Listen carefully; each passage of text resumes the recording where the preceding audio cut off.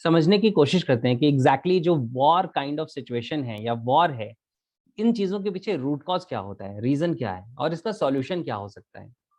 तो जो इसका रूट कॉज है वो मैक्सिमम सिचुएशंस में ये होता है कि people are not life oriented. उनकी जिंदगी के सेंटर में जिंदगी नहीं है, उनके जिंदगी के सेंटर में सिग्निफिकेंस है, इंपॉर्टेंस है, ईगो है, या सक्सेस है, या मनी है, या कुछ भी और है। उनके सेंटर में जिंदगी नहीं है। और यही वो रीजन है जिसके कारण मैक्सिमम सिचुएशंस में ये वॉर जैसी सिचुएशंस क्रिएट हो जाती हैं, या कंट्रीज एक दूसरे पर अटैक कर देते हैं, राइट।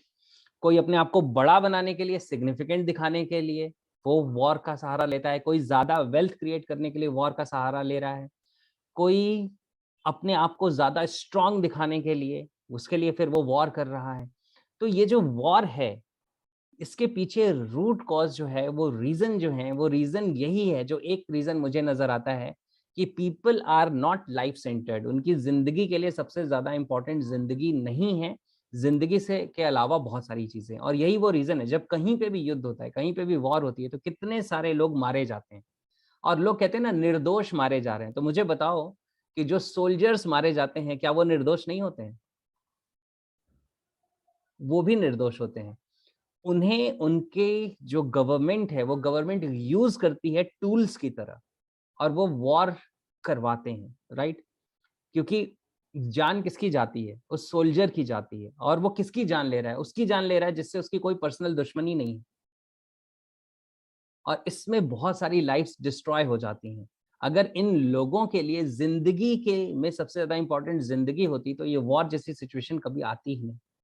तो ये जो सिनेरियो अभी चल रहा है, जैसे यूक्रेन का है और रूस का है, जो आपस में कॉन्फ्लिक्ट चल रहा है, पर्टिकुलरली इस सिचुएशन के बारे में मुझे ज़्यादा अवेयरनेस नहीं है, क्योंकि जिन सिचुएशंस में मुझे ये नज़र आता है कि मैं कुछ कर नहीं सकता, उन सिचुएशंस में मैं अपने आप को ज़्यादा एजुकेट नहीं करता हूँ। मैं अपने आप को ज़्यादा वहाँ पे इन्वॉल्व नहीं करता हूँ, क्योंकि मुझे पता है, मुझे उस चीज़ से फ़िक्र हो रही है। मैं जनरली ट्विटर यूज़ नहीं करता हूँ, बहुत रेयर यूज़ करता हूँ। लेकिन कल ट्विटर पे, कल या परसों, मैंने सिर्फ़ एक पोस्ट शेयर किया कि वॉर ने कभी किसी भी प्रॉब्लम को सॉल्व नहीं किया है।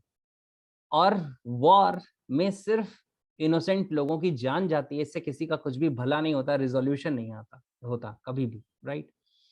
सिर्फ मैंने इतना कहा और मैं वहाँ से बाहर निकल गया, क्योंकि उस पे डिबेट करने का कोई मतलब नहीं है, कोई सेंस नहीं है, और मैं उस वॉर को ना रोक सकता हूँ, ना मैं कुछ और चेंज कर सकता हूँ वहाँ पे। मैं उसके बारे में अपने आप को एजुकेट नहीं करता, वहाँ पे अपने आप को इन्वॉल्व नहीं करता। लेकिन ये समझने की बात है कि इन चीज़ों के पीछे रूट कॉज़ क्या है, इनके पीछे सबसे बड़ा जो गहरा रीज़न है, वो ये है कि हम लाइफ सेंटर्ड नहीं हैं। और लाइफ सेंटर्ड हम ये नहीं कह सकते कि किसी पर्टिकुलर देश के प्रेसिडेंट नहीं हैं, या कोई पर्टिकुलर देश के जो शासक हैं वो नहीं हैं। मैक्सिमम लोग लाइफ सेंटर्ड नहीं हैं, और इसीलिए लाइफ का ये हाल हो जाता है। इसीलिए लोग इस तरह की चीज़ों में इन्वॉल्व हो जाते हैं। अगर मैक्सिमम लोग लाइफ सेंटर्ड हों, तो चीज़ें कितनी बदल जाएँगी। आज हम में से मैक्सिमम लोग लाइफ सेंटर्ड नहीं हैं, और आप सोचिए कि इसके कारण हम एनवायरनमेंट को कितना डिस्टर्ब कर रहे हैं। और जिस एनवायरनमेंट को हम डिस्टर्ब कर रहे हैं, अपनी पर्सनल वेल्थ क्रिएट करने के लिए, सक्सेस क्रिएट करने के लिए, वो एनवायरनमेंट एक दिन हमें ज़िंदा रखने लायक ही नहीं रह जाएगा, राइट? उसमें समय लगेगा। वो इंस्टेंटली हो जाता तो आज ही वो चीज़ें हम बंद कर देते, लेकिन वो इंस्टेंटली नहीं हो रहा है, इसलिए हम उसे छोड़ते नहीं हैं। यही सेम सिचुएशन है लोगों के साथ, यही सेम सिचुएशन है जहाँ पे लोग वॉर में और इन चीज़ों में इन्वॉल्व हो रहे हैं। तो इसमें समझने की ज़रूरत ये है कि लाइफ में सबसे ज़्यादा इम्पोर्टेंट लाइफ है, और लाइफ सेंटर्ड होना पड़ेगा हमें। जब तक हम ये नहीं होंगे, जब तक हम ऐसे नहीं बनेंगे, हमारी ज़िंदगी के वॉर खत्म होने वाले नहीं हैं। ये 2 कंट्रीज़ के बीच का वॉर ही नहीं है। अगर एक इंसान अपने पड़ोसी के साथ लड़ रहा है, अपने लाइफ पार्टनर के साथ लड़ रहा है, अपने घर में लड़ रहा है, तो अल्टीमेटली उसे क्या चाहिए? उसे ईगो चाहिए, उसे सिग्निफिकेंस चाहिए, उसे मेबी मनी चाहिए, या कुछ भी और चाहिए लाइफ को छोड़ के। वो लाइफ सेंटर्ड नहीं है। तो लाइफ सेंटर्ड होना ही अल्टीमेट सॉल्यूशन है। और अगर हम लाइफ सेंटर्ड होंगे, तो चीज़ें बदलनी शुरू हो जाएँगी, बहुत सारी चीज़ें बदलनी शुरू हो जाएँगी। लेकिन ये जो ट्रांसफ़ॉर्मेशन है, ये ट्रांसफ़ॉर्मेशन ऐसा है जो इंडिविजुअल के अंदर आता है, सोसाइटी के अंदर नहीं आता। यानी जैसे मैं बार-बार कहता हूँ, जो मुझे लाइन बहुत अच्छी लगती है, स्टेटमेंट बहुत अच्छी लगती है, कि क्रांति व्यक्ति के अंदर होती है, समाज के अंदर नहीं होती। तो ये ट्रांसफ़ॉर्मेशन हर इंडिविजुअल के अंदर हो सकती है। वी आर फॉर्च्यूनेट कि हम इस तरह की थॉट प्रोसेस को रखते हैं, जहाँ पे हम अपने अंदर ट्रांसफॉर्मेशन क्रिएट कर रहे हैं, हम अपने अंदर क्रांति कर रहे हैं, और ग्रेजुअली एटलीस्ट हमारे थ्रू एक चेन रिएक्शन स्टार्ट हो रहा है, जो पीस को, हार्मनी को फैला रहा है, राइट? हम ये कर सकते हैं।